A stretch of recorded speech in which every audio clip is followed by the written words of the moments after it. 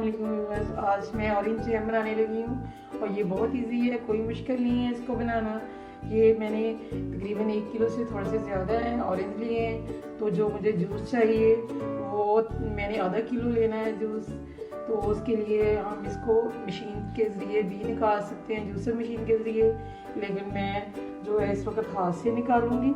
और ये बहुत आसान है क्योंकि हर चीज़ मैं आपको हाथ से करके दिखाती हूँ। इस तरीके से आप इसके 2 पीस करें और इसको आप किसी भी बर्तन में इस तरीके से निकाल लें।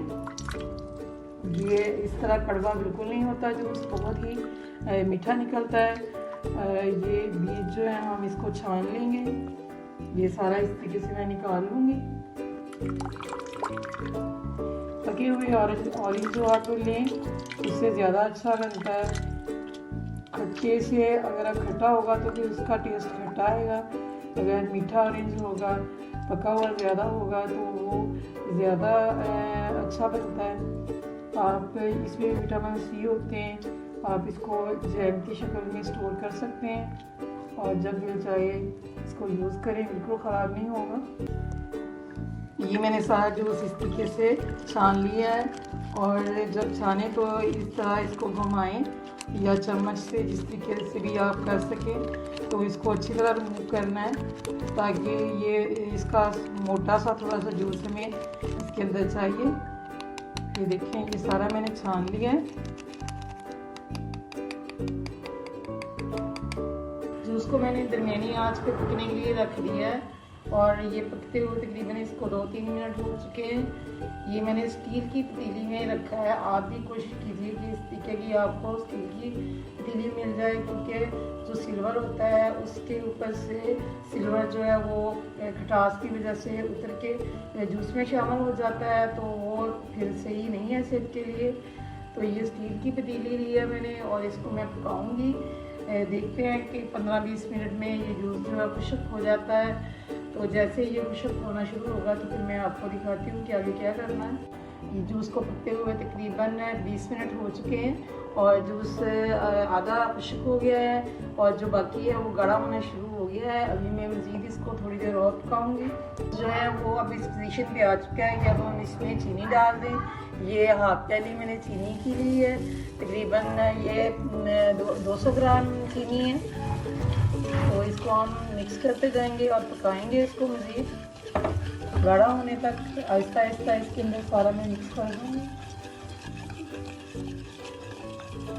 और अब मैंने चम्मच बिल्कुल नहीं छोड़ना, हिलाते रहना है, क्योंकि ये नीचे अब लगेगा अगर इसको छोड़ा तो। इसका हमने कैरेमल बिल्कुल नहीं बनाना। इसको मैं आपको दिखाऊंगी कि किस पोजीशन पे हमें इसको बनाना छोड़ देना है।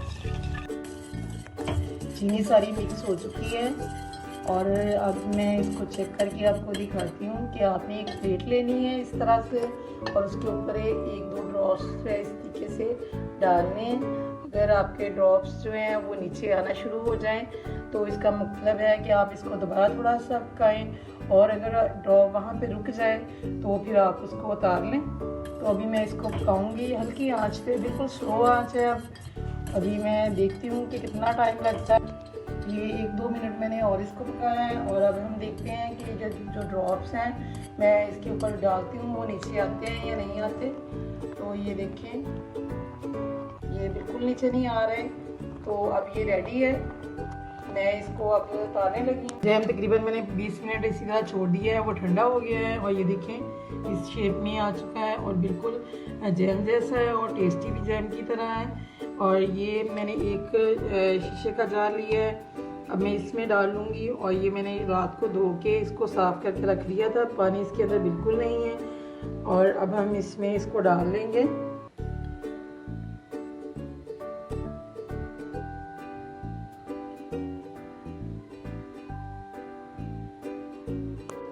जैम जो है हमारा बन चुका है और मैंने ये सारा डाल लिया है जार में।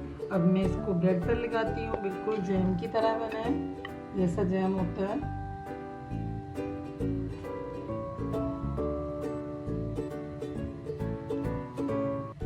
जैम जो है बन गया है और बहुत ही टेस्टी बना है। आप भी ज़रूर बनाएं। और अगर आप इसको स्टोर करना चाहें तो आप इसको बना के साल के लिए भी रख सकते हैं, क्योंकि जो ऑरेंज जैम है वो बिल्कुल ख़राब नहीं होता। तो अगर आपको ये मेरी रेसिपी अच्छी लगे तो मेरे चैनल को सब्सक्राइब करें, वीडियो को लाइक एंड शेयर करें।